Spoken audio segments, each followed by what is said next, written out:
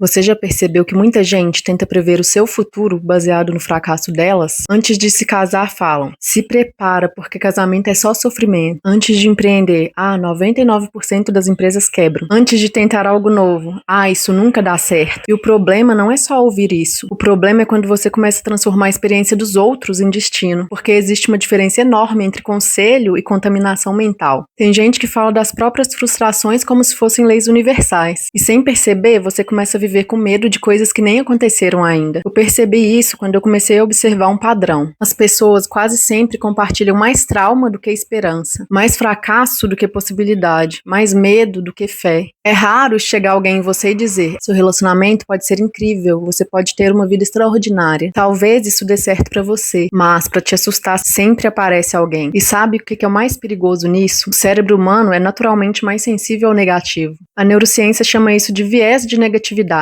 Seu cérebro presta mais atenção em ameaças do que possibilidades, porque biologicamente ele foi criado para sobrevivência. Ou seja, uma experiência ruim contada por alguém pode marcar sua mente muito mais do que 10 experiências boas. E é aí que muita gente começa a destruir a própria vida sem perceber, porque antes mesmo de viver algo, a pessoa já espera sofrer. Já entra em um relacionamento esperando pela decepção. Começa projetos esperando fracassar. Olha pro futuro esperando a dor. E quando você espera o pior o tempo inteiro, suas atitudes começam a acompanhar essa expectativa. Você para de se entregar, para de confiar, para de tentar de verdade. Seu corpo entra em estado de defesa antes mesmo da batalha existir. E aos poucos você cria exatamente a realidade que queria evitar. Isso acontece porque pensamentos não ficam só na mente. Eles influenciam muito no comportamento, na sua energia, postura, decisões, na sua persistência.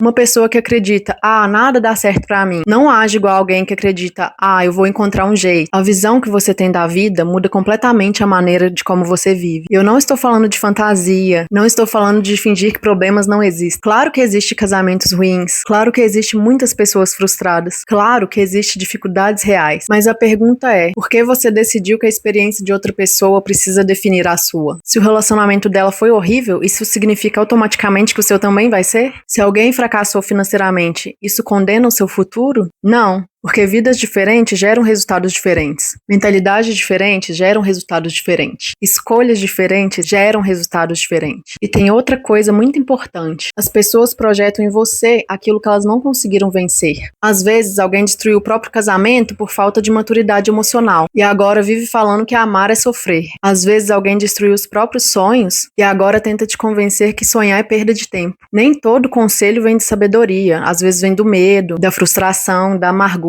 Por isso, você precisa desenvolver discernimento. Nem toda opinião merece entrar na sua mente, porque aquilo que entra repetidamente na sua cabeça vira crença, e crenças criam identidade. A pessoa começa a repetir: relacionamento não presta, ninguém presta, nada dá certo, a vida é sofrimento, e depois de repetir isso por anos, começa a viver exatamente assim. Você precisa tomar muito cuidado com o ambiente emocional que consome, as conversas que você escuta, os conteúdos que você assiste, as pessoas que te cercam, porque existe muita gente que vive espalhando derrota como se fosse maturidade, como se ser pessimista fosse sinal de inteligência, mas muitas vezes é só alguém que desistiu da própria vida tentando normalizar a dor. Eu acredito muito nisso. Você precisa decidir conscientemente o tipo de vida que você quer viver, o tipo de vida que você quer construir. Não esperar a vida acontecer, construir, porque existe uma mentalidade completamente diferente entre quem vive reagindo às circunstâncias e quem decide criar a própria realidade. Quem vive reagindo pensa assim: vamos ver se isso vai dar certo. Quem cria a própria vida pensa assim: eu vou fazer dar certo. E é isso que muda tudo. Porque mesmo quando problemas aparecem, a postura muda. A pessoa não desiste no primeiro obstáculo, não transforma dificuldade em sentença final. Ela entende que sofrimento faz parte da vida, mas que fracasso não precisa virar identidade. E talvez seja isso que esteja faltando em muita gente hoje. Parar de viver baseado nas estatísticas emocionais dos outros.